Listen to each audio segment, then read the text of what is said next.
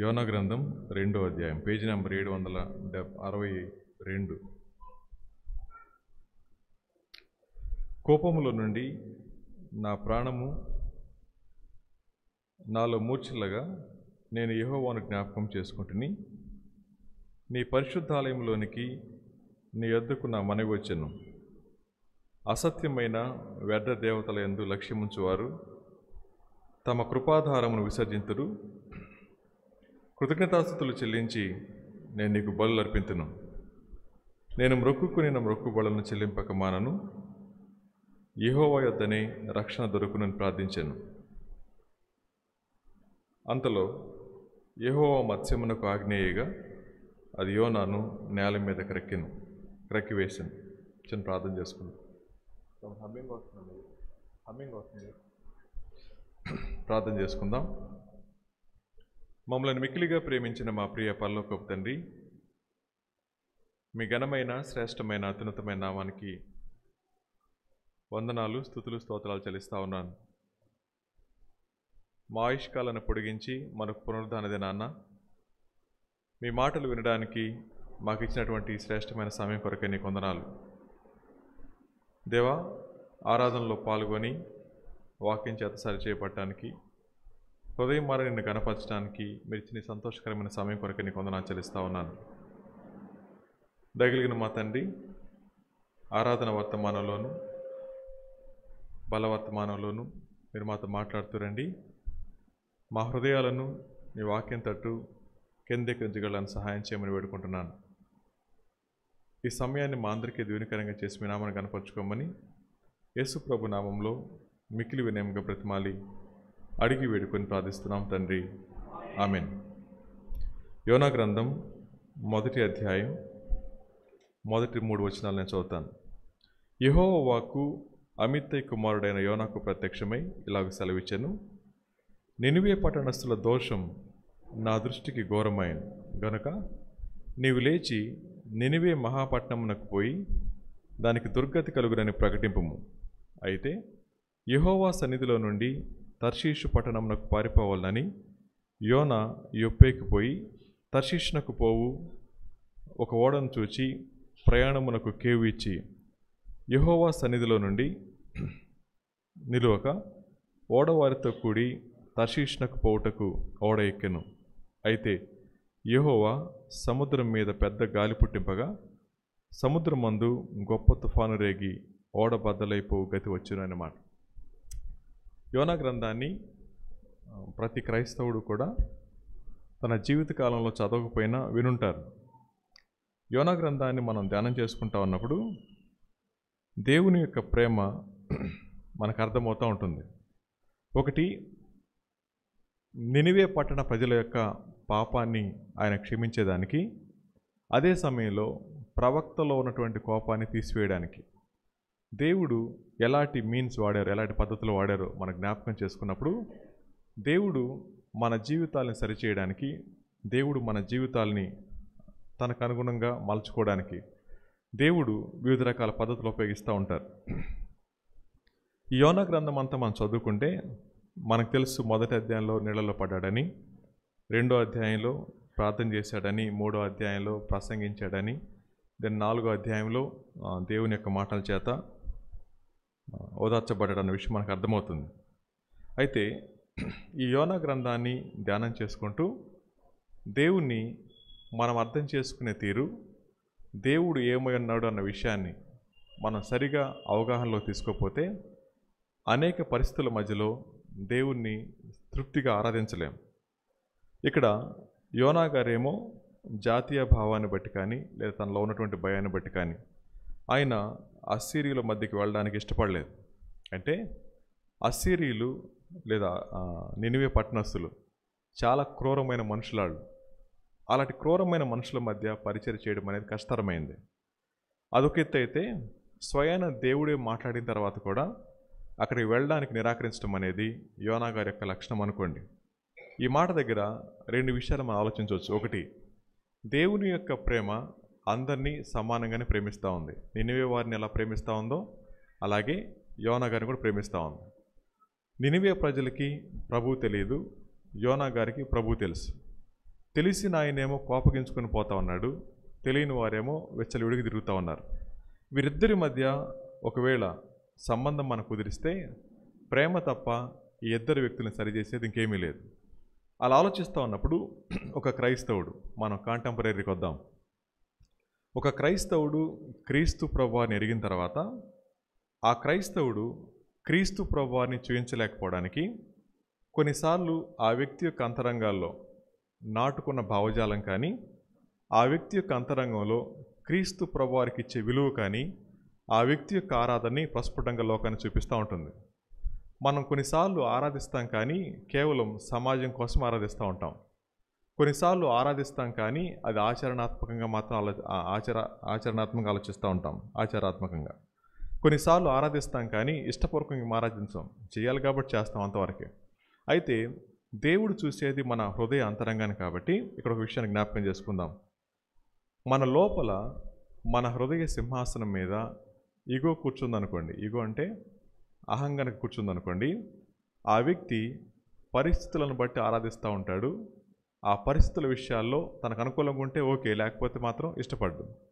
బహుశా ఈయన అంతరంగంలో ఏముందో మనకు తెలియదు కానీ, మన లోపల చూడలేం. కానీ ఆయన చెప్తాడు 4వ అధ్యాయంలో, ప్రభా నువ్వు దయాదాక్షిణ్య పూర్ణువు నాకు తెలుసు, నువ్వు వాళ్ళని క్షమిస్తావని తెలుసు, నేను వెళ్ళినా కానీ ప్రయాసం వ్యర్థమే కాబట్టి నేను వెళ్ళలేదని చెప్పి అంటాడు ఆయన. కాసేపు అక్కడ పెడదాం. అయితే ఒక మాట చెప్తాను.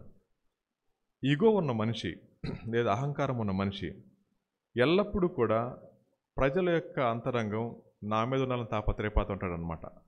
ఇక్కడ ఏమని రాసుకున్నా అంటే the ego demands attention and recognition all the time అనే మాట. మన జీవితాల్లో ఆరాధించిన నా మాటలే వినాలి, ఆరాధించిన నన్ను పట్టుకోవాలనుకున్నాం అనుకో, నష్టపోతూ ఉంటాం చాలాసార్లు. అందుకని ఆరాధనలో సంబంధానికంటే ఎక్కువ పదాలు వెతుక్కుంటూ ఉంటాం మనం. మీకు అర్థమవుతున్నాయి మాటలు? ఆరాధనలో పదాల మీద పెట్టినంత ధ్యాస సంబంధం మీద పెట్టలేం. సంబంధం అంటే మీకు అర్థమై ఉండాలనుకుంటున్నాను.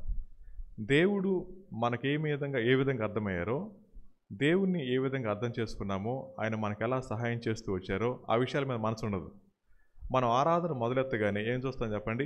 పదాల పొందిక మీద ఆలోచిస్తూ ఉంటాం. అందుకని మంచి మంచి పదప్రయోగం చేస్తూ ఉంటాం.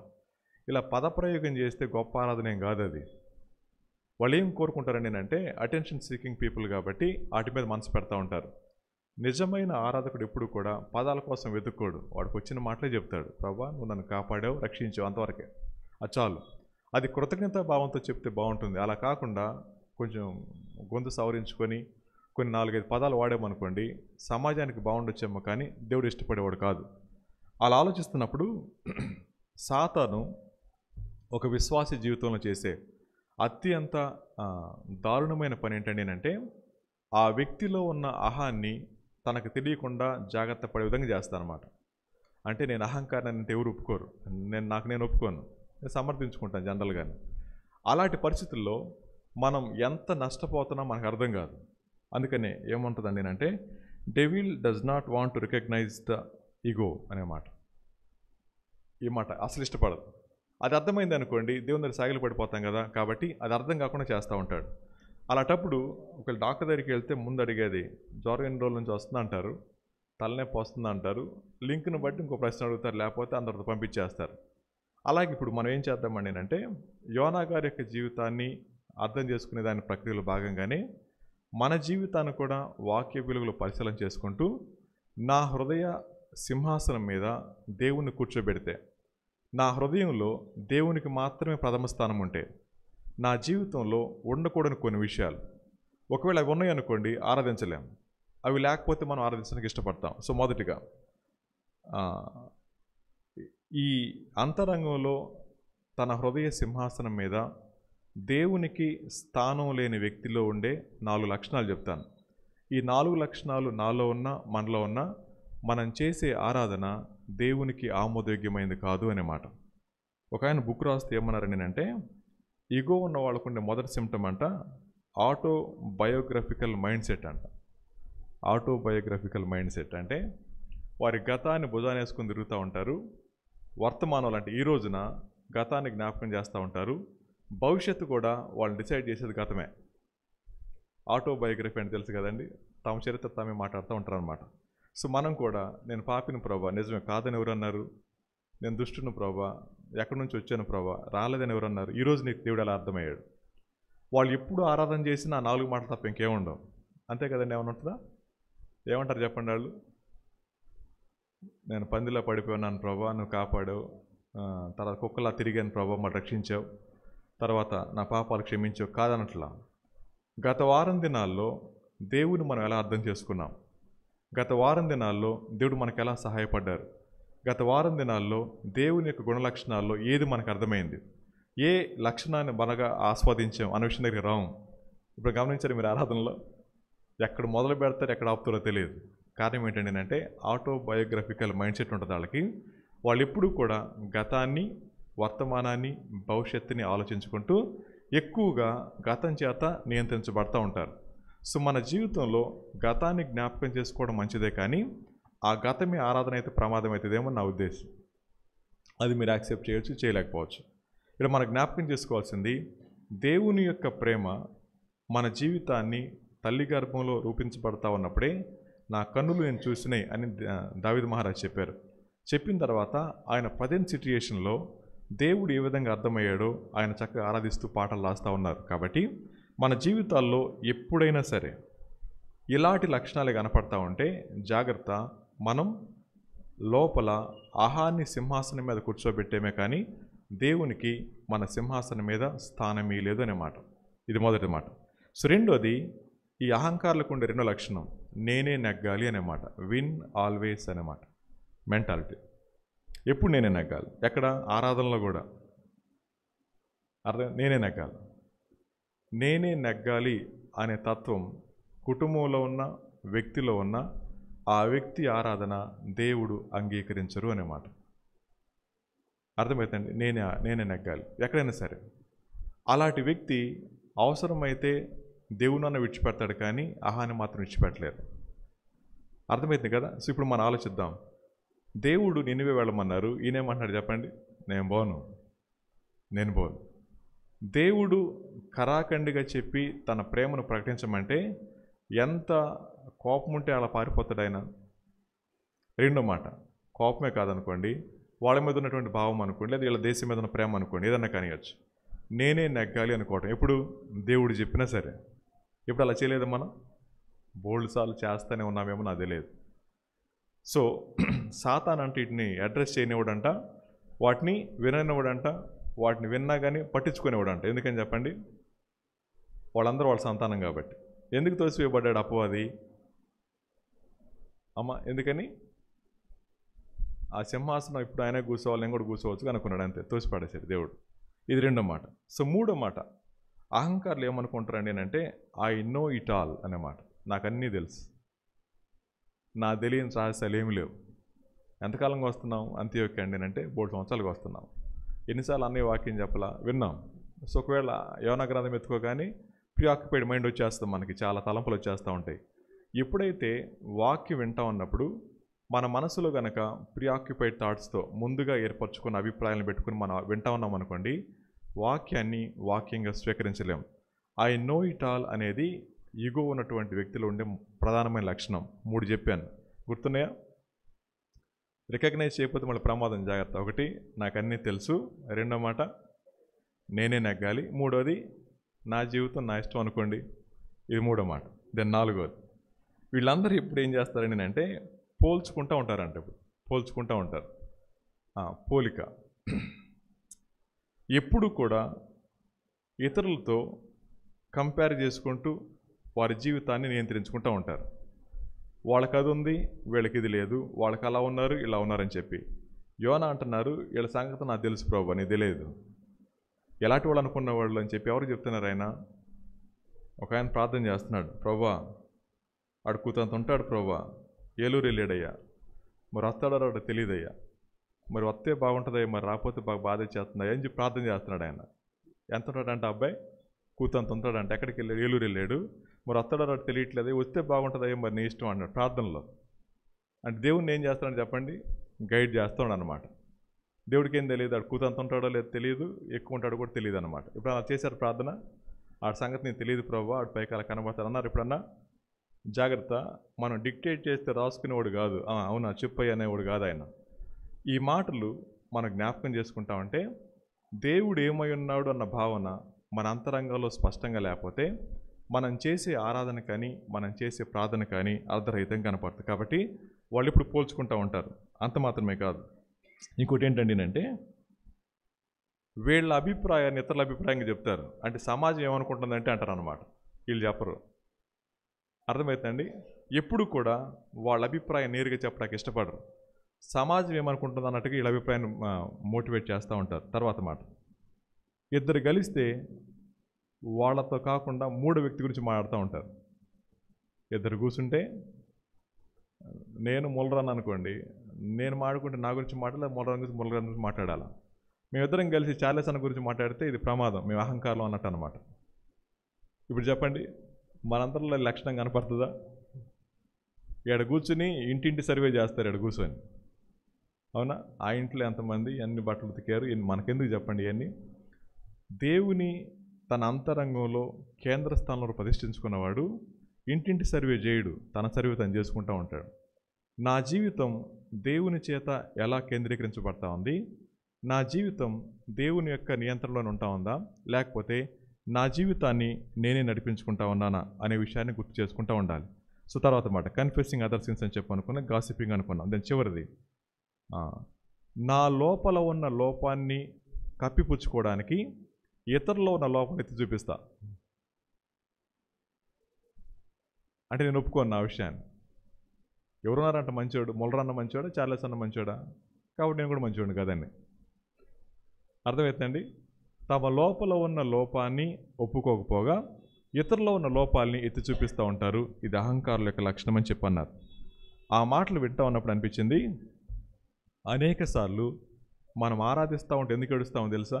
ఈ లక్షణాన్ని బట్టే. అర్థమవుతుందండి ఈ మాట? నలిగిపోతున్నాను ప్రభా, ఇది బాగా తట్టుకోలేకపోతున్నాను ప్రభా, నా వల్ల కావట్లేదు ప్రభా అంటారు అని అంటారు. అయినా నువ్వు నాకు కాపాడుతున్నావు ప్రభా అంటే వీళ్ళు మాత్రం మంచోళ్ళు అనమాట. వాళ్ళే నలిపేవాళ్ళే చెడ్డోళ్ళు అనమాట. జాగ్రత్త. ఈయన అంటున్నమాట, ప్రభా నేను మంచోడినే, నాకు తెలుసు నీ సంగతి, కానీ వాళ్ళు మంచోళ్ళు కాదు.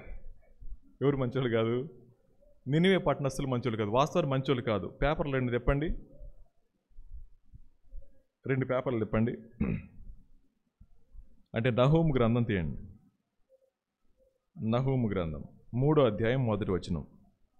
నరహత్య చేసిన పట్టణమా, నీకు శ్రమ, అది ఎడతెగక ఎర్రను పట్టుకొనుచు మోసముతోనూ బలాత్కారంతో నిండి ఉన్నది. ఇది వాస్తవమే. నినివే పట్టణం ఇలాంటిదే. అంత మాత్రమే కాదు. 1వ అధ్యాయం 11వ వచనం. నహూము గ్రంథం 1వ అధ్యాయం 11వ వచనం. నినివే యెహోవా మీద దురాలోచన చేసి వ్యర్థమైన వాటిని బోధించేవాడొకడు నీలో నుంచి బయలుదేరి ఉన్నాడు అనే మాట. ఇక 2వ మాట అంటా ఉన్నాడు, యెహోవా మీదే దురాలోచన చేసే పరిస్థితులు అనే మాట కనబడతా ఉంది. అంత మాత్రమే కాదు, కొంచెం ముందుకెళ్ళామనుకోండి, 3వ అధ్యాయం 17వ వచనం, 16-17 వచనాలు. నీ వర్తకులు లెక్కకు ఆకాశ నక్షత్రముల కంటే ఎక్కువగా ఉన్నను, గొంగలి పురుగు వచ్చి అంతయు నాకి వేసి ఎగిరిపోవును. నీవు ఏర్పరిచిన సూర్యులు మిడతలంత విస్తారముగా ఉన్నారు, నీ సైనికులు చలికాలమందు కంచెలలో దిగిన గొంగలి పురుగు వలె ఉన్నారు. ఎండకాయగా అవి ఎగిరిపోవును, అవి ఎక్కడ వాలినది ఎవరికి తెలియను అనే మాట. సో ఆ మాట తర్వాత అంటున్నాడు ఆయన, వాళ్ళ దగ్గర బాగా డబ్బు ఉంది. ఆ దినాల్లో నినివే పట్టణం అనేది బాగా డబ్బున్నటువంటి పట్టణమే, రాజధాని కూడా. ఒకవేళ అది చూస్తే అది 100 కిలోమీటర్ రేడియస్ అని చెప్పి అంటారు. ఆ ప్రాంతాన్ని బట్టి, ఈయన ఏర్పరచుకున్న అభిప్రాయాన్ని బట్టి దేవుని మాటను సైతం ధిక్కరించి పారిపోతా ఉన్నాడు. పారిపోతా ఉన్న సమయంలో దేవుని యొక్క ప్రేమ మనం మర్చిపోతా ఉన్నాం. ఇప్పుడు చెప్తాను వినండి. దేవుడు నినివే పట్టణస్తులను ప్రేమిస్తూనే ఉన్నారు, అలాగే యోనాను కూడా ప్రేమిస్తూనే ఉన్నారు. సో ప్రేమించిన దేవుడు నేర్పించే పాఠమే యోనా గ్రంథం. ప్రేమించిన దేవుడు నేర్పించినటువంటి పాఠమే యోనా గ్రంథం. ఈ ఉదయకాల సమయంలో తన్ను ఆరాధించేవారు ఆత్మతోనూ సత్యముతోనూ ఆరాధించాలన్నప్పుడు ఆయన్ని ఆరాధించే ప్రక్రియలో మొట్టమొదట నన్ను ఏ విధంగా ప్రేమిస్తున్నా నాకు అర్థం కావాలి. అహంకారినైన నన్ను, నా పాపాన్ని చూసుకోనకుండా ఇతరుల పాపాలను చూసి సంతోషపడే నేను, ఇతరుల యొక్క సంగతులను ముచ్చటిస్తూ నన్ను నేను కప్పిపుచ్చుకునే నేను, అన్నీ తెలుసు అనుకునే నేను, అంటే నేనే, రైట్? తర్వాత నేనెవరికి తలొగ్గాల్సిన పని లేదు అనుకునే నేను దేవునికి ఎంత విరుద్ధంగా తిరుగుబాటు చేస్తాను నాకు అర్థమైన తర్వాత ప్రభు మొట్టమొదటి మాట్లాడుతూ ఉంది, నీ హృదయ సింహాసనం మీద లేదా నా హృదయ సింహాసనం మీద క్రీస్తు ప్రభువారికి స్థానం లేదు అనే మాట. అర్థమవుతుందండి? క్రీస్తు ప్రభువారి స్థానం లేదు. క్రీస్తు ప్రభువారికి స్థానం లేకుండా మనం చేసే ఆరాధన దేవుడు స్వీకరించరు అనే మాట. అర్థమవుతుందండి మాట. ఆయన యెహోవా సన్నిధిలో ఉన్నాడు. యెహోవా వచ్చి మాట్లాడుతూ ఉన్నారు. ఏమని చెప్పండి? యెహోవాకు అమిత్య కుమారుడనే యోనాకు ప్రత్యక్షమై ఇలా సెలవిచ్చాను, నినివే పట్టణస్థుల దోషం నా దృష్టికి ఘోరమైన గనుక నీవు లేచి, ఆల్టర్నేట్ లేదు, నువ్వే వెళ్ళాలా, నువ్వు తప్ప నాకు వేరే మార్గం లేదు. దేవుడు మన కుటుంబాల్లో కానీ మన సంఘంలో కానీ సమాజంలో కానీ ఏర్పరచుకున్నాడు మనల్ని. ఆల్టర్నేట్ లేదనుకోండి. దేవుడు మనల్ని ఏర్పరచుకొని మీరు నా సాక్షులుగా జీవించండి, ఆరాధకులుగా జీవించండి అన్నప్పుడు మనం ఆ ఎన్నికను మర్చిపోయి, దేవుని ప్రేమను మర్చిపోయి, లోపల అహాన్ని కూర్చోబెట్టుకొని దేవుని యొక్క మాటను కూడా జవదాడుతూ మనం చేసే ఆరాధన దేవుడు స్వీకరించడు అనే మాట. అందుకే ఇక్కడ అంటున్నాడు, ఆయన లేచి వెళ్ళిపోతా ఉన్నాడు. వెళ్ళిపోయినప్పుడు మనం గతంలో జ్ఞాపకం చేసుకున్నాం, దేవుని యొక్క సన్నిధిలో ఏముంటుందండి అంటే డైరెక్షన్ ఉంటుంది. ఎక్కడికి వెళ్ళాలి, ఏం చేయాలి అని చెప్తారు. రెండోది, దేవుడు చెప్పినట్లుగా మనం వింటే ప్రొటెక్షన్ ఉంటుంది. ఆయన మనల్ని కాపాడుతాడు. తుఫాన్ వచ్చింది కానీ ఇక్కడ వీళ్ళు కాపాడబడ్డారు, ఎందుకంటే అందరికి ఈయన వెళ్ళమన్నాడు కాబట్టి. ఈయన పారిపోతున్నాడు కాబట్టి తుఫాన్ వచ్చింది కానీ ఆపల, అది వస్తూనే ఉంది. రెండో మాట. మూడోది, ఎవరైతే దేవుని యొక్క సన్నిధిలో ఆయన మాట వింటారో వారి జీవితాల్లో సంతృప్తి ఉంటుంది అనే మాట. సో 3 విషయాలు ఉంటాయి. ఇప్పుడు ఈ దినాన్న దేవుణ్ణి హృదయమారా ఆరాధించలేకపోతా ఉన్నప్పుడు 3 విషయాలు మనం కోల్పోతా ఉన్నాం. ఒకటి, నీ డైరెక్షన్ నాకొద్దు, నీ ప్రొటెక్షన్ నాకొద్దు, నీ సాటిస్ఫాక్షన్ నాకొద్దు, నా జీవితాన్ని నేను చూసుకుంటా అనుకుంటాను అనమాట. అందుకని మన జీవితంలో గనక ఈ జీవో గనుకుంటే ఈ లక్షణాలు మనకి ఇష్టం ఉండదు. మన జీవితాల్లో నా జీవితాన్ని నేను చూసుకోగలనుకున్నాం అనుకోండి, దేవునికి అప్పగించుకోవడానికి ఇష్టపడలేం. గుర్తుపెట్టుకుందాం, దేవుడు మనతో ఇలా మాట్లాడుతూ ఉన్నాడు, నిన్ను సేవకుని ఉండమన్నాను, ఆరాధకుని ఉండమన్నాను, విశ్వాసిగా కొనసాగమన్నాను, లేదా నన్ను సేవించే బిడ్డగా ఉండమన్నాను. కానీ నీ జీవితంలో నాకు స్థానం లేదు కాబట్టి మీరు చేసే ఆరాధన నాకు ఇష్టం లేదంటే ఎలా ఉంటుంది చెప్పండి? సరే, ఈయన వెళ్ళిపోయాడు. సో వెళ్ళిపోతున్నప్పుడు తాత్కాలికంగా సుఖం వచ్చింది. ఏమంటున్నాడు చెప్పండి? ఓడ చూసి ప్రయాణమునకు కేవి ఇచ్చి యెహోవా సన్నిధిలో నిలువక ఓడవారితో కూడి తర్షీషునకు పోవుటకు ఓడ ఎక్కెను అన్నమాట. సో డబ్బులు ఉన్నాయి, ప్లాన్ చేసుకున్నాడు. నినివే ఈ పక్కన ఉంది, తర్షీష్ ఆ పక్కన ఉంది. ఇక పోవడానికి చివరి ఊరు అదొకటే, అదైతే బాగా దూరం అన్నట్టు అనమాట. 800 కిలోమీటర్లు అనుకోండి. ఆడపోతే నన్ను పిలవడం అనుకున్నాడు. కానీ దేవుడు అక్కడికి తీసుకొస్తాడు. నువ్వు ఏది డిసైడ్ చేసుకున్నావు అది తీసేస్తాడు ఆయన, అక్కడికే తీసుకొస్తాడు ఆయన. మనం ఏది చేయమని అదే చేపిస్తాడు ఆయన. చేపించేదాకా తిప్పుతూనే ఉంటాడు ఆయన. నువ్వు ఎంత దూరం పోయి అక్కడ రావాల్సిందే. అర్థమవుతుంది కదండి? ఎందుకు మామూలుగా నడిచి వెళ్ళేదానికి లేనిపోయింది షాప్ కడుపులో కూడా వెళ్ళటం ఎందుకు, ఊపిరాడకుండా? కొన్నిసార్లు మన అంతరంగాల్లో మనం ఏర్పరచుకున్న భావనలు మన పట్ల దేవుణ్ణి ఆరాధించాల్సిన మనం ఎన్ని నష్టాలు కూడా వెళ్తూ ఉంటామో. ఈయన అంటున్నాడు, వెళ్ళిపోతాను తర్షీష్కి అనుకున్నాడు. వెళ్ళిపోయి ఏం చేశాడు చెప్పండి? నిద్రపోతున్నాడు. ఎలా నిద్రపట్టి ఉంటుంది అంటారు? మనం ఎలా నిద్రపోతున్నాం అంతే. అర్థమవుతాం? మందిరంలో ఎలా పడుకున్నారు చక్కగా, పరిశుద్ధ నిద్రలోకి వెళ్ళిపోతున్నారు కదా. అట్లాగే బయట సమాజం ఇబ్బందులు గుండా వెళ్తూ ఉంటే పోయి నిద్రపోతా లే అంటే ఎలా ఉంటుంది చెప్పండి?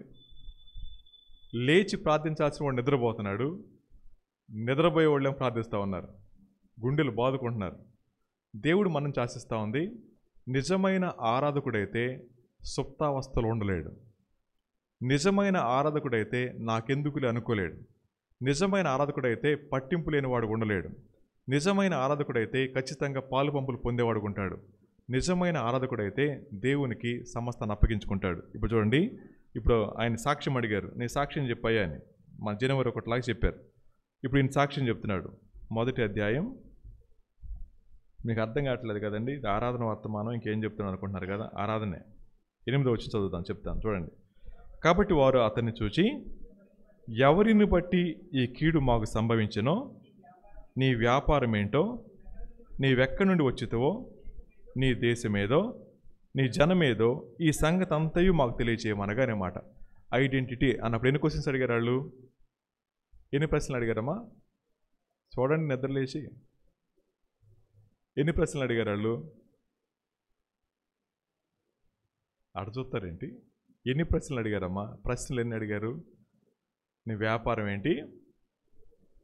బైబిల్ చూడండి, అమ్మ అడుగుతారండి బెత్తరు మోకాలు వేసుకొని. కంటితో చూసిన మంచిది, వాక్యం చూడండి. మరి అంత అమాయకంగా దీనంగా చూడబాకండి, నా మీద అంత జాలిపడబాకండి. బైబిల్ చూడండి ప్లీజ్. నీ ఊరేది, నువ్వు ఎక్కడి నుంచి వచ్చావు, రైట్. ఇప్పుడు ఆన్సర్స్ ఏం రావాలి అక్కడ నుంచి? ఆయన వ్యాపారం చెప్పాలా, తర్వాత మాట ఊరు చెప్పాలి, దేశం చెప్పాలి, జనం చెప్పాలి. ఈయనేమన్నాడు చదవండి. ఆ తర్వాత ఇట్లా నేను హెబ్రీయుడిని, బాగా చెప్పాడు. తర్వాత మాట, సముద్రమునకును భూమికిని సృష్టికర్త అయి ఆకాశమందుండు దేవుడై ఉన్న యెహోవా యందు, అండర్లైన్ చేసుకోండి, యెహోవా యందు నేను, అండర్లైన్ చేసుకోండి అన్నమాట. యెహోవా యందు నేను భయభక్తులు గలవాడినై ఉన్నాను అని చెప్పాడు. అన్నిటికీ ఆన్సర్ ఇచ్చాడా, లేకపోతే అని దాటేశాడా? ఏమేమి దాటేశాడు చెప్పండి. బైబిల్ చూడండి అమ్మ, నా మొక్కలు ఏం కనపడదు మీకు, 4 ట్యూబ్లైట్లు వేసిన ఏం కనపడదు. చూడండి బైబిల్ చూడండి. ఏ ప్రశ్నలు దాటేశాడు ఆయన? ఆయన వ్యాపారం చెప్పలా. ఏంటి ఆయన వ్యాపారం? ఆయన ప్రవక్త, దేవుని పని చేయాలి. దేవుని బిడ్డలు ఏ పని చేయాలా? ఆరాధించాలా. అదొక్కటి చెయ్యం మనం. కానీ ఏమంటాం చెప్పండి, ఇప్పుడు కాసేపులు ఆరాధిస్తారు, మీరు ఎంత చక్కగా ఆరాధిస్తారు. ప్రభా, దుమ్ములోంచి తీసావు ప్రభా, ధూళిలోంచి తీసావు ప్రభా, నేను ఎక్కడి నుంచి వచ్చాను ప్రభా, నన్ను కాపాడావు ప్రభా, నన్ను ఎట్ట పట్టుకున్నావు ప్రభా అంటారు. కానీ నీ బిజినెస్ చెప్పరు. బయట చేసేదంతా మోసమా, బయట చేసేదంతా అన్యాయమా?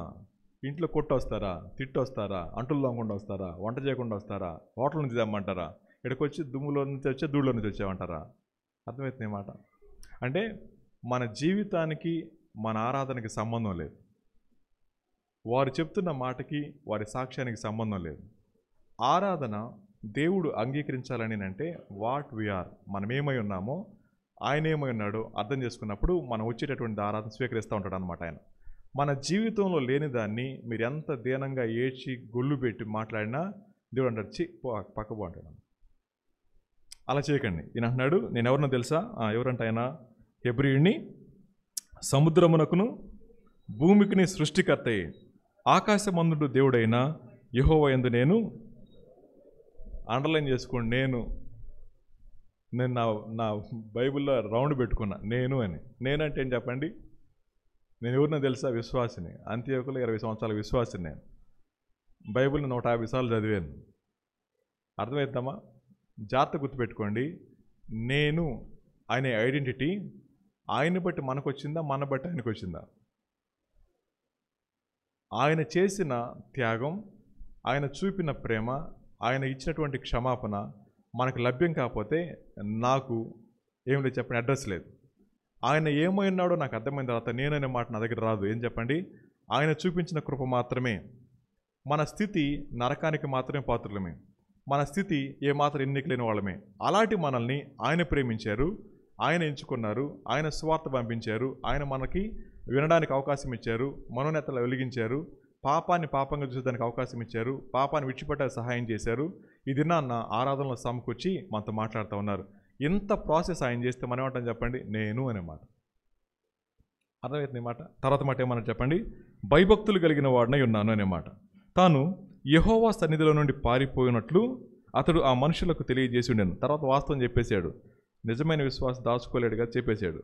పారిపోతున్నట్టుగా అతడు ఆ మనుషులు తెలియజేసిండు గాక, కనుక వారు ఆ సంగతి తెలుసుకొని మరింత భయపడి నీవు చేసిన పని ఏమని అతన్ని అడిగిరి అన్నమాట. ఇలా చేయడానికి గల కారణం ఏంటంటే అంటే 3 విషయాలు. ఒకటి అవిధేయత, రెండోది అలక్ష్యం, మూడోది కఠినమైన హృదయం. నిజమైన ఆరాధకుడు తన హృదయంలో దేవునికి తప్ప స్వయానికి స్థానం ఇస్తే 3 ఉంటాయి. ఒకటి దేవుని మాటకు లోబడలేడు, అవిధేయత ఉంటుంది. రెండోది దేవుని ప్రేమను నిర్లక్ష్యం చేస్తాడు, అలక్ష్యం చేస్తూ ఉంటాడు. మూడోది బండబారిపోతాడు, అంతే కఠినమైపోతాడు. సో దేవుడు స్వయాన మాట్లాడుతూ ఉన్నా లెక్క చేయని పరిస్థితికి వెళ్ళిపోతూ ఉంటాడు. చాలామంది అంటే దేవుడు మాట్లాడుతున్నాడు బ్రదర్, ఎందుకు నాకు సెట్ కావట్లా? దేవుడు మాట్లాడే సెట్ కాకపోవడం ఏంటి? అర్థమైంది మాట. ఆ పరిస్థితులు కూడా వెళ్తూ ఉన్నప్పుడు మనం దేవుని ప్రేమ నిరాకరించడం మాత్రమే కాదు, దేవుని హృదయాన్ని గాయపరుస్తూ కూడా, నేను ఎవరినో తెలుసా బ్రదర్? ఎవరు నేను చెప్పండి? అర్థమవుతుంది కదా మీకు ఇప్పుడు? నేను హెబ్రీయుడిని. హెబ్రీయుడు అన్నప్పుడు వింటాడు, విశ్వాసం ఉంచుతాడు, విధేయత చూపిస్తాడు, అనేక మందికి దేవునికరంగా ఉంటాడు, తన జీవితంలో ఎదురయ్యే శ్రమల దగ్గర నిలబడతాడు, దేవుని మహింపరుస్తాడు. అది హెబ్రీ లక్షణం. అబ్రహాము గారు విన్నాడు, విశ్వాసం ఉంచాడు, విధేయత చూపించాడు, దీవెనగా మారాడు, తన జీవితంలో ఎదురయ్యే శ్రమ దగ్గర నిలబడ్డాడు, దేవుని గణపరిచాడు. అందుకని హెబ్రీయుడయ్యాడు, విశ్వాసులకు తండ్రి అయ్యాడు. సో మన జీవితంలో నా ఐడెంటిటీ క్రైస్తవుడిని అని చెప్పుకుంటా ఉన్నప్పుడు వినేవాడిగా ఉండాలి, విశ్వాసం ఉంచేవాడుగా ఉండాలి, విధేయత చూపించేవాడుగా ఉండాలి. ఆ మూడింటిలో విధేయత లేకపోతే మనం ఎన్ని గంటల ప్రసంగాలు విన్నా దానివల్ల నిష్ప్రయోజనకరమైందే. ఈ ఉదయం ప్రభు అంటా ఉన్నాడు, నా మాట వినకుండా పారిపోయే నువ్వు ఎలా ఉంటావు నాతో? నేను మాట్లాడినప్పుడు నా ప్రేమను పంచలే, నువ్వు ఎలా వెళ్ళిపోతావు? వెళ్ళిపోయాడు. సో వెళ్ళిపోయిన తర్వాత 2వ అధ్యాయం ఇప్పుడు చూద్దాం. 7వ అంటున్నాడు, చెప్పండి. సముద్రంలో పడేశారు అంటున్నాడు. ఏమని 7లో? కోపములో నుండి నా ప్రాణము నాలో మూర్ఛిల్లగా నేనేం చేశాడంట? యెహోవాను జ్ఞాపకం చేసుకున్నాడు అన్నమాట. ఏ పరిస్థితుల్లో జ్ఞాపకానికి వచ్చాడు ఈయన? దేవుడు అమ్మా ఊపిరాన పరిస్థితుల్లో, కన్ని ప్రయత్నాలు అయిపోయిన దేవుడే చేయలేదని చేస్తూ. దేవుడు ఎంత కృపగలిగిన దేవుడు అండి అంటే ఈయన జ్ఞాపకం చేసుకుందంటే ఏంటో తెలుసా అండి? 103వ కీర్తన 8వ వచనం నుంచి 11వ వచనం చదవండి ముల్లర్ గారు.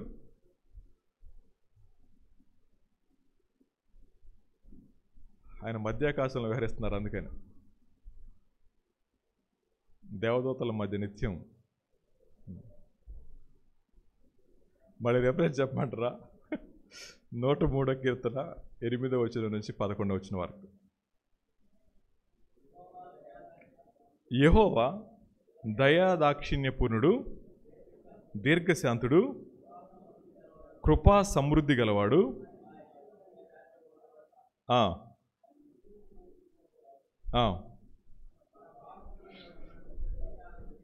మన పాపములను బట్టి మనకు ప్రతీకారం చేయలేదు, మన దోషములను బట్టి మనకు ప్రతిఫలమే లేదు. భూమి కంటే ఆకాశం ఎంత ఉన్నతంగా ఉందో ఆయన యందు భయభక్తులు గలవారి ఎడల ఆయన కృప అంత అధికంగా ఉంది అన్నమాట. ఏ పరిస్థితుల్లో ఆరాధిస్తున్నాడు ఈయన? చేప నోరు తెరుచుకుని ఉంది, మూస్తే ఈయన చచ్చిపోతాడు, తెరుచుంటే అది చచ్చిపోద్ది, కానీ ఉవ్వే అయింది దేవుని మాటకి, అలా వెళ్ళిపోతూ ఉంది. నీటి అలలు ముఖాన్ని తగులుతూ ఉన్నాయి, నాచు ముఖానికి అంటుకుంటుంది, తలకు చుట్టుకుంటా ఉంది. ఆ పరిస్థితులు ఎవరిని జ్ఞాపకం చేసుకున్నాడు? యెహోవా దయాదాక్షిణ్యపూర్ణుడు, తర్వాత మాట దీర్ఘశాంతుడు, తర్వాత కృపా సమృద్ధి గలవాడు, తర్వాత ఆయన ఎల్లప్పుడూ వ్యాజ్యమాడేవాడు కాదు, తర్వాత నిత్యం కోపించేవాడు కాదు. ఇప్పుడు చూడండి, మన పాపమును బట్టి ఆయన ప్రతీకారం చేయలేదు. ఒకవేళ లాస్ట్ వీక్ నుంచి ఇప్పటి వరకు మనం చేసిన పాపాలను బట్టి ఒకవేళ జడ్జిమెంట్ ఇవ్వడం మొదలు పెడితే అందరం కూడా ఎక్కడ ఉండాలి చెప్పండి? ఐసీయూలో ఉండాల్సిన వాళ్ళమే, 10 మంది ఇక్కడ ఉండాల్సిన పని కూడా లేదు. అలాంటి జీవితాల్లో ఆయన అంటున్నాడు మన పాపాన్ని బట్టి ఆయన ప్రతీకారం చేయలేదు. తర్వాత మాట ఏమంటాడు? మన దోషములను బట్టి మనకు ప్రతిఫలం లేదు. దోషం అంటే అర్థం ఏంటి చెప్పండి అమ్మా? దోషం అంటే రెస్పాన్సిబిలిటీ అన్నమాట, నా బాధ్యత. నేను నిర్వర్తించవలసిన బాధ్యతల్లో నమ్మకంగా లేనప్పుడు దోషాన్ని మూట కట్టుకున్నట్లు లెక్క. దేవుడు ఆయనకు అప్పగించిన బాధ్యత ఏంటంటే అంటే వెళ్ళి నినివే ప్రజలకు వాక్యం చెప్పు అనేమాట. కానీ ఆ ప్రేమను పంచకపోగా పారిపోతూ అంటా ఉన్నాడు, నేను జ్ఞాపకం చేసుకుంటున్నా ప్రభు అనే మాట. మనం చూద్దాం, దేవుడు మనల్ని నమ్మి మనకు అప్పగించిన చాలా బాధ్యతలు ఉన్నాయి. అది కుటుంబం కావచ్చు, వ్యాపారం కావచ్చు, ఉద్యోగం కావచ్చు, సంబంధాలు కావచ్చు, స్నేహితులు కావచ్చు, మరేదైనా కావచ్చు. ఇలాంటి పరిస్థితుల్లో నా బాధ్యతను నేను విస్మరిస్తూ ఉన్నప్పుడు దేవుడు మన విషయంలో ఎంత వేదన పడతా ఉన్నాడు. ఈయన అన్నాడు మన దోషములను బట్టి ఆయన మన ప్రతిఫలమే లేదు. నేను నిర్వర్తించాల్సిన బాధ్యత దగ్గర నా అహాన్ని మీద పెట్టుకొని నేను నినివే పోను, నా ఇష్టం తర్శించిపోతా అంటే ఎంత బాధపడతాడు ఆయన? అది నీ రెస్పాన్సిబిలిటీ, నా రెస్పాన్సిబిలిటీ అన్నప్పుడు సువార్త ప్రకటన విశ్వాసుల యొక్క బాధ్యత, దేవుని ప్రేమ ప్రకటన మన బాధ్యత. ఆ బాధ్యతలో నిర్లక్ష్యంగా ఉండి ఓడడుక్కెళ్ళి నిద్రపోతూ దేవా నన్ను కాపాడండి అంటే ఎలా కాపాడతాడు చెప్పండి? ఆయన ఆరాధిస్తున్న ప్రభు అంటే ఎలా స్వీకరిస్తాడు ఆయన? అప్పుడు అంటున్నాడు ఆయన నేను జ్ఞాపకం చేసుకున్నా ఏంటో తెలుసా అండి, ఆయన దయాదాక్షిణ్యపూర్ణుడు అన్నమాట. ఎలాంటి పరిస్థితుల్లో? ఊపిరాడిన పరిస్థితుల్లో. ఇప్పుడు చెప్పండి, మన జీవితాల్లో ఊపిరాడని పరిస్థితి ఎందుకు వస్తుందో తెలుసా? దేవుని ప్రేమను ఎరిగి ఆ ప్రేమను పంచే దగ్గర నా హృదయ సింహాసనం మీద సీబదులు అయి ఉంటే అది కారణం అన్నమాట. క్రైస్ట్ ఉండాల్సిన ప్లేస్లో అయ్యి ఉన్నాడు అనుకోండి, దట్ ఈస్ ద రీజన్. అలాంటి పరిస్థితుల్లో ప్రభు అంటా ఉన్నాడు ఈ ఊపిరాడడం పరిస్థితి అందుకే వచ్చింది నీకు, అందుకే వచ్చింది మనకి. అలాంటి పరిస్థితుల్లో దేవా అన్నావు, నువ్వు దయాదక్షిణపుడు అన్నావు. కానీ గుర్తుపెట్టుకోండి, మన పాపములను బట్టి ఆయన ప్రతీకారం చేయడం మొదలు పెడితే ఒక్కళ్ళు మిగలం. ఇప్పుడు చెప్పండి, ఎలా ఆరాధించాలి ఆయన్ని? మన నిర్లక్ష్యాన్ని బట్టి మనం పక్కన పడేస్తే మనం ఎందుకు పనికిరాని వాళ్ళం మనం. అర్థమవుతుంది ఈ మాట. నిన్న దుద్దుకూరు దగ్గర ఒక మనవడు అమ్మమ్మ బండి మీద వస్తున్నారు 5:30కి. ఆ మనవడు అంటే ఆ కొడుకు వాళ్ళ అమ్మ చచ్చిపోయింది. వాళ్ళ అమ్మ చచ్చిపోయిన కార్యానికి వెళ్ళి వస్తున్నారు. వాళ్ళ అమ్మకి 62 లక్షలు ఇన్సూరెన్స్ వచ్చింది. కార్యం చూసుకుని ఇంటికి వస్తున్నారు, లారీని కొట్టాడు, కొడుకు చచ్చిపోయాడు, అమ్మమ్మ చచ్చిపోయింది, తల 2 ముక్కలైంది. డబ్బులు ఎంత ఉన్నాయి? 62 లక్షలు ఉన్నాయి. కానీ అనుభవించడానికి ఎవరు లేరు. ఒకడే కొడుకు, 62 lakhs. ఇంకెవరు లేరు ఆ ఇంట్లో. 62 లక్షలు ఉన్నాయి.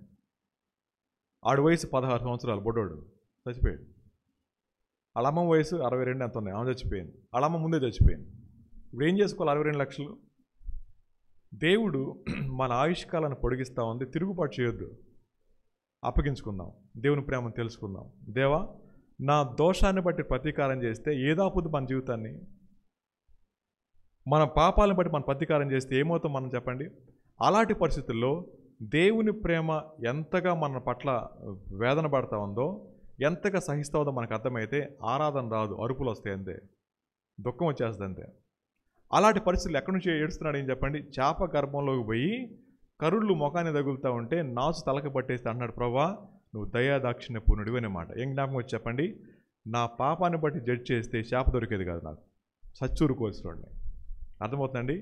ఈత వచ్చినోడు నీళ్ళలోకి వెళ్తే బాగానే ఉంటుంది, లోపలికి వెళ్తే నీళ్ళు లోపలికి పోతే ఎలా ఉంటుంది? నా మాట మీకు అర్థమైందమ్మా? ఈత వచ్చినోడు లోపలికి వెళ్ళాడు, బాగానే ఉంటుంది, చల్లగా ఉంటుంది, ఈత వేస్తూ ఉంటారు. కాసేపటికి కాళ్ళు అట్లా నోట్లో నీళ్ళు వెళ్ళిపోతున్నాయి, ఎలా ఉంటుంది చెప్పండి? అప్పుడు కూడా హాయిగా ఉంటుందా? ఇది ఆయన పరిస్థితి. ఈతొచ్చు అనుకుందాం కాసేపు, కానీ ఇప్పుడు నీళ్ళు లోపలికి వెళ్తున్నాయి. నీళ్లు లోపలికి వెళ్ళే కొద్ది ప్రాణభయం వచ్చేస్తూనే ఉంటుంది. గుర్తుపెట్టుకోండి, దేవుడు ఏమైనా చేయగలరు. మనకు పాఠం నేర్పించడానికి దేన్నైనా ఉపయోగించుకోగలడు ఆయన. నీళ్లు లోపలికి వెళ్ళడం కాదు, నీళ్ళలోకి మనం వెళ్ళడం కాదు, నీళ్ళే మన లోపలికి వస్తే. మరణ భయం దగ్గర మనిషి జ్ఞాపకం చేసుకునేది దేవుని యొక్క వాత్సల్యాన్ని, దేవుని యొక్క దయను, దేవుని యొక్క ప్రేమను అని చెప్పి అంటున్నాడు. కృపా సమృద్ధి కలిగిన దేవుడు అనే మాట ఇప్పుడు చెప్తాం. ఆ మాటల్లో ఎన్ని మాటలు దాగున్నాయో. కృప సమృద్ధిగా ఉందంట, దయ చూపించేవాడంట, దాక్షిణ్యపూర్ణుడంట. తర్వాత మాట ఏమన్నాడు ఆయన? దీర్ఘశాంతుడంట, ఎల్లప్పుడూ వ్యాజ్యమాడువాడు కాదు, నిత్యము కోపించేవాడు కాదు అని చెప్తూ, భూమి కంటే ఆకాశం ఎంత ఉన్నతంగా ఉందో ఆయన యందు భయభక్తులు గలవారి ఎడల ఆయన కృప అంత అధికంగా ఉంది అనే మాట. ఇప్పుడు ఈయనేమని సాక్ష్యం ఇచ్చుకున్నాడమ్మా? నేనెవరినని చెప్పాడు? నేను భయభక్తులు కలిగిన వాడిని చెప్పాడు. సరే, అదే తీసుకుందాం. కాబట్టి ప్రభు అంటున్నాడు, నువ్వు చెప్పావు, నేను యాక్సెప్ట్ చేస్తున్నాను. ఓకే, ఇప్పుడున్న పరిస్థితిని బట్టి అలా వెళ్తున్నావు, సర్లే, కానీ నువ్వు భయభక్తులు ఉన్నవాడివే. అయితే చెప్తున్నా, నీ పట్ల ఏమని చెప్పండి, అంత కృప చూపిస్తావన్నా. ఆ చిన్న విషయం దగ్గర మనం కనుక సబ్మిట్ చేసుకోకపోతే, మన లోపల ఉన్న చిత్తాన్ని ఆయన ఇష్టానికి అప్పగించుకోకపోతే, మనం చేసే ఆరాధన ఆయన స్వీకరించరు అన్నమాట. సో విశ్వాసులమైన మనం గుర్తుపెట్టుకోవాల్సింది, నా చిత్తం దేవుని యొక్క చిత్తానికి సబ్మిట్ చేసుకోవడం ఎంత కష్టమో. నినివే ప్రజలు అలాంటి వాళ్ళు తెలుసా అండి? బ్రతికుండగానే, గతంలో చెప్పుకున్నాం, చర్మం ఒలిచి తగలబెట్టేసేవాళ్ళు మనిషిని బతికుండగానే. తండ్రి కళ్ళ ముందు పిల్లలు నరికేసి తర్వాత ఈ నరికేసేవాళ్ళు. అర్థమవుతండి? బ్రతికుండగానే వీపికి కొక్కాలేసి లాక్కుని మాంసం లాగేసేవాళ్ళు, తలకాయ నరికేసి తలకలు పెట్టేసేవాళ్ళు. ఇలాంటి వాళ్ళు, అలాంటి భయంకరమైన వ్యక్తులు, వాళ్ళు వేసే శిక్షల భయంకరమైనవి. అలాంటి కిరాతకుల్ని ఎలా ప్రేమించగలుగుతున్నాడు దేవుడు? మనమైతే ఏమంటాం చెప్పండి? సావనన్న చేస్తాగా నేను మాత్రం ప్రేమించను, సావనన్న చచ్చిపోతా. That is Yona mind set. నేనేమైపోయినా పర్లా, నేను మాత్రం ప్రేమించేది లేదు. దేవుడే ప్రేమిస్తూ నువ్వెవడు, నేనెవరండి అసలు? అర్థమవుతుందా? దేవుణ్ణి ప్రేమిస్తున్నానని చెప్పి ఆయన ప్రేమించమన్న వారిని నేను ప్రేమిస్తున్నాను నేనంటే ఎంత ప్రమాదకరమైనది అది. అర్థమైంది కదా? అందరూ మనకు ఐస్ క్రీమ్ ఇచ్చేవాళ్ళు ఉండరు, అగ్గిపుల్ల కూడా ఇస్తారు మనకు. వాళ్ళని ప్రేమించాలి, వీళ్ళని ప్రేమించాలి, ఎంత కష్టం అది. అనేక సార్లు మనం ఏమనుకుంటాం, నాకు 10 సార్లు ఐస్ క్రీమే కావాలి. నో, మంట పెట్టేవాళ్ళు ఉంటారు, చల్లార్చేవాళ్ళు ఉంటారు. మంట పెట్టేవాళ్ళని పక్కన పెట్టేసి చల్లార్చేవాళ్ళని మేదేసుకుంటే కష్టం కదండి. ఐసులో పెట్టి చచ్చిపోయినట్టే లెక్క కదా. కొన్నిసార్లు మంట కూడా కావాలి. దేవుడు మన జీవితాన్ని బ్యాలెన్స్ చేయడానికి, మన జీవితాన్ని స్టెబిలైజ్ చేయడానికి కొన్నిసార్లు చల్లదనాన్ని వాడతాడు, కొన్నిసార్లు వెచ్చదనాన్ని వాడతాడు. ఇప్పుడు మనం వెళ్తున్న పరిస్థితి చల్లదనం వెచ్చదనం నాకు తెలియదు. యోనా అంటున్నారు, నేను ప్రేమిస్తాను నిన్ను, కానీ వాళ్ళని ప్రేమించను. ఇది ఎట్లా కుదురుతుంది? నువ్వు దయాదాక్షిణ్యపుడు అన్నావు, మరి వాళ్ళ పట్ల దయ చూపించొద్దా? నువ్వు కృపా సమృద్ధి కలిగిన వాడు అన్నావు, మరి వాళ్ళ పట్ల కృప చూపించొద్దా? నువ్వు క్షమించేవాడు అన్నావు, మరి వాళ్ళని క్షమించొద్దా? ఇన్ని చెప్పిన నేను అవి నేను చేయకపోతే, ఇన్ని అనుభవించిన నేను వాటిని జీవించకపోతే దేవుడు స్వీకరించడు. ప్రియమైన వాళ్ళారా, ఈ ఉదయకాల సమయంలో దేవా నన్ను క్షమించావు అని చెప్పిన నేను క్షమించకపోతే ఆ ఆరాధన స్వీకరించడు. నన్ను పాపం నుంచి రక్షించావు అని చెప్పిన నేను అలా ఉన్నవారి పట్ల నా అభిప్రాయం మార్చుకోకపోతే నా ఆరాధన స్వీకరించబడదు. నువ్వు ప్రేమ కలిగిన వాడివి అని చెప్పి ప్రేమ నాలో లేకపోతే ఆ మాట స్వీకరించడు దేవుడు. దేవా నేను పాప ఊబిలో కూరుకుని పోయినప్పుడు నాకు రక్షణ కల్పించావు అని చెప్పి నేను కూరుకుని పోయిన వారి విషయంలో పట్టింపు లేని వాడుకుంటే అని స్వీకరించడు. ఇప్పుడు చెప్పండి, దేవుని ఆరాధించాలా? ఆయన చిత్తం మన చిత్తానికి మ్యాచ్ కావాలని అంటే పెయిన్ ఉంటుంది. అర్థమవుతుందండి? దేవుని యొక్క ఇష్టాన్ని మనం గనక స్వీకరించాలని అంటే తప్పకుండా పెయిన్ ఉంటుంది.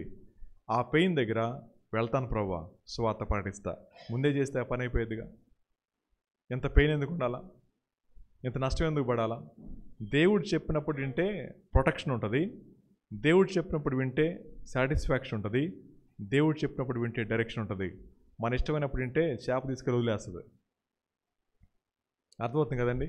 ఏమని ప్రకటించాడు? అప్పుడు కూడా ఏమని ప్రకటించాడు? 40 రోజుల్లో నాశనం అయిపోతారు, జాగ్రత్త, అంతే. అది కూడా ప్రేమతో చెప్పాల. అప్పటికి దేవుడు ప్రేమ కలిగినాడు కాబట్టి ఏమన్నాడు చెప్పండి? వాళ్ళ హృదయాల్లో భారం పుట్టించాడు, వాళ్ళందరూ కూడా పశ్చాత్తాపడ్డారు. కోపంగా చెప్పినా సరే దేవుడు అనుకుంటాడు, ఒరే నీకు ఎంత కోపం అయ్యా, అసలు నీకెంత కోపం. మళ్ళీ ఆయన కోసం అని చెప్పి ఇంకో అధ్యాయం రాయించాడు. ఏమని రాయించాడు చెప్పండి? యోనా, చెట్టు నువ్వు పెంచలా, ఆ పురుగు నువ్వు పెంచలా, దాని విషయంలో అంత కోపడుతున్నా, మరి నేనేం చేయాలా? ఏంటండి ఆ ప్రేమ ఏంటి అసలు చెప్పండి? తన బిడలమైన కారణం చేత మనల్ని ప్రేమించడం ఎక్కువ అనుకుంటే ఏమన్నా చెప్పండి? ఓ పాట నేర్పించడానికి ఓ చెట్టు పుట్టించాలా, చెట్టుకి నీడ పుట్టించాలా, తెల్లారికి చెట్టు నాకేసేయాలా, మరి నేను కోప్పడాలా? ఎలా వాదిస్తున్నాడు చెప్పండి? ఏమన్నా ఇది న్యాయమేనా? ఇది న్యాయమేనా? నువ్వు పుట్టించలే దాన్ని, నువ్వు పెంచలే దాన్ని, అది ఎండిపోతే అంత కోపడుతున్నా, మరి నేనేం చేయాలా? వాళ్ళు 1,20,000 మంది అయ్యా, పై చిలుకున్నారు, వాళ్ళు ప్రేమించొద్దా? ఇప్పుడు చెప్పండి, ప్రేమ గురించి ప్రసంగం చేసే నేను చీపు అంటే ఇంటికి వెళ్ళి పిల్లల్ని అర్థమైంది కదా? కాబట్టి క్రైస్తవులమైన మనం ఆరాధించే దగ్గర 1 వేలు పోకండి. అందుకని సేపు చెప్పాల్సి వచ్చింది. దేవా నువ్వు అది ఇది అని చెప్పేదానికంటే ముందు మనమేది, మనలో లేని దాన్ని ఆయన ఏమైనాడో మనం చెప్తా ఉంటే అది ముఖస్తుతి అవుతుంది, ఆరాధన కాదు. దేవుని దగ్గరకు వచ్చి ముఖస్తుతి చేయకండి. నువ్వు అలాంటి ప్రభు, ఇలాంటి ప్రభు తెలుసు ఆయనకి.